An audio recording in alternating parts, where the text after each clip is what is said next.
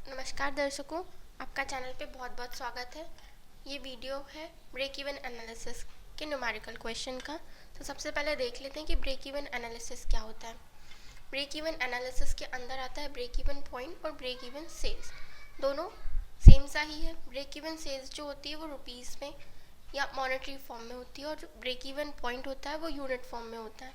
ये दोनों ही तब कैलकुलेट किए जाते हैं और ये बहुत एसेंशियल होता है कोई भी फर्म इसे कैलकुलेट करे। ये एक ऐसा पॉइंट होता है जहाँ पे किसी भी फर्म का ना तो लॉस होता है ना प्रॉफिट होता है। यहाँ पे जो भी कॉस्ट फर्म कर रही है वो रिकवर होता है। तो ये पॉइंट निकालना बहुत ही ज़रूरी होता है किसी भी फर्म के लिए। अगर ये पॉइंट निकाल लेती है फर्म तो इसके बाद इसका प्रॉफिट अर्निंग स्टार्ट हो जाती है कि यहाँ से अगर वो इतनी यूनिट्स और सेल करती है तो फर्म को प्रॉफिट होना स्टार्ट हो जाएगा। तो इसका कैलकुलेशंस देखते हैं। यहाँ पे क्वेश्चन दिया हुआ है जिसमें हमें कैलकुलेट करना है ब्रेक इवन पॉइंट और break even sales, BEP and PES, जिनको कंबाइन करने पे बोला जाता है ब्रेक इवन एनालिसिस। इसमें हमें क्वांटिटी ऑफ गुड्स सोल्ड दी हुई है 2000 यूनिट्स, फिक्स कॉस्ट दी है 10,000। फिक्स कॉस्ट जो कि फिक्स रहती है, हम कितने भी यूनिट बनाएं, चाहे हम 2000 यूनिट्स बनाएं चाहे हम 1000 यूनिट्स बनाएं, फिक्स कॉस्ट जनरली फिक्स रहती है। सेलिंग प्राइस पर यूनिट दी है ₹20 और वेरिएबल कॉस्ट पर यूनिट दी है ₹12। वेरिएबल कॉस्ट फ्लक्चुएट होती रहती है, जितने भी यूनिट्स हम प्रोड्यूस करें उसके ऊपर डिपेंडेंट रहती है। सबसे पहले है calculation of break even point. तो इसका फॉर्मूला है break even point equals to fix cost upon contribution. Fix cost हमें गिवन है 10,000।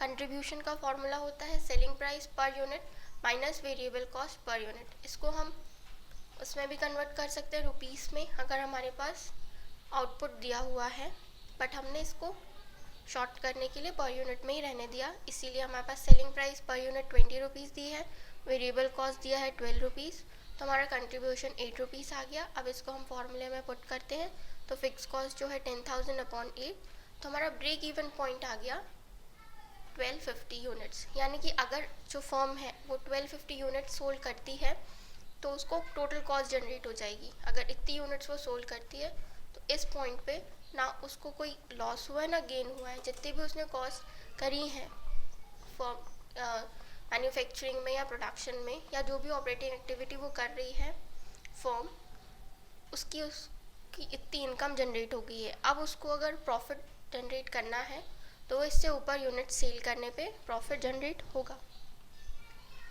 नेक्स्ट है ब्रेक इवन सेल्स। ये ब्रेक इवन सेल्स के 3 तरीके हैं कैलकुलेट करने के। तो हम सबसे पहला देखते हैं break even sales equals to fix cost upon profit volume ratio into 100। तो यहाँ पे हमें गिवन फिक्स कॉस्ट ऑलरेडी 10,000 है, प्रॉफिट वॉल्यूम रेशियो नहीं दिया है, तो इसका फॉर्मूला होता है profit volume equals to contribution upon selling price per unit into 100। तो इस फॉर्मूले में हम पुट कर देते हैं कंट्रीब्यूशन हमने पहले निकाल लिया था 8 रुपीज़, सेलिंग प्राइस है 20 इंटू 100, तो हमारा प्रॉफिट वॉल्यूम रेशियो आ गया 40%। अब इसको हम ब्रेक इवन सेल्स में फॉर्मूले में पुट करेंगे तो ये हो गया फिक्स कॉस्ट है 10,000, प्रॉफिट वॉल्यूम रेशियो 40 है इंटू 100, तो हमारी ब्रेक इवन सेल्स आ गई 25,000 रुपीज़ में। यानी कि 25,000 की सेल्स करेंगे हम तो हमारा no loss no profit zone आ जाएगा। नेक्स्ट मेथड है break even sales equals to total cost.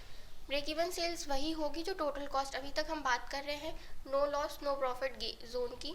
तो यहाँ पे यानी कि जितनी भी टोटल कॉस्ट इनकर की है फर्म ने वही उसकी सेलिंग कॉस्ट भी होगी कि उसने इतना सेल किया है तब भी उसको इतने नो लॉस नो गेन हुआ है। तो टोटल कॉस्ट क्या होती है फर्म की, fix cost plus variable cost. Fix cost 10,000 दी है, वेरिएबल कॉस्ट जो है हमें 12 रुपीज़ दी थी, और कितना आउटपुट जनरेट कर रही है फर्म 2000 जनरेट कर रही है। तो अगर हम इसको कैलकुलेट करते हैं तो टोटल कॉस्ट आ गई 25,000। टोटल कॉस्ट ही ब्रेक इवन सेल्स हो जाती है, इसलिए हमारी इस मेथड से आंसर आ गया break even sales equals to ₹25,000। फिर थर्ड मेथड है हमारा break even sales equals to break even point into selling price per unit. जैसे कि ब्रेक इवन पॉइंट है वो यूनिट्स में आता है, अगर हम उसी को हमारे सेलिंग प्राइस से मल्टीप्लाई कर दें तो हमारी ब्रेक इवन सेल्स आ जाएगी। हमने ब्रेक इवन पॉइंट पहले ही निकाल लिया था 1250 इंटू 20 कर देंगे तो ये हमारी ब्रेक इवन सेल्स आ गई 25,000। तो ये थे हमारे कुछ 3 मेथड ब्रेक इवन सेल्स को कैलकुलेट करने के और ब्रेक इवन पॉइंट कैलकुलेट करने का।